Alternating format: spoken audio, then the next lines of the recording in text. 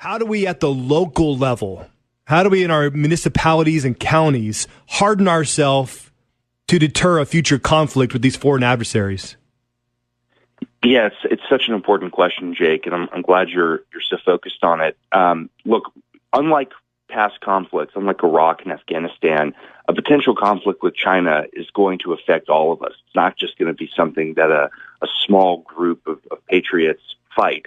Every American's going to be impacted, and that's because that's what the Chinese want. They say in their doctrine and how they think about conflict that they want to broaden conflict to affect everyone. You know, and us in Oklahoma City, we're not going to be exempted. And that's going to happen in a number of ways. That's going to be cyber attacks on critical infrastructure, things like our water treatment facilities, things like, just the basic operating services of government, where you're going to see websites and systems taken down. You can see utilities, electric utilities taken down, the power grid, just all the basic infrastructure that we rely on to keep our society going. That's all a target.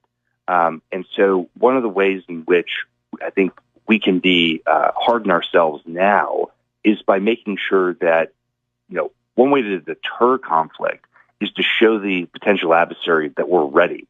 In addition to these pieces of legislation, Governor Stitt signed an executive order that I was very pleased to work with him on just a couple of months ago.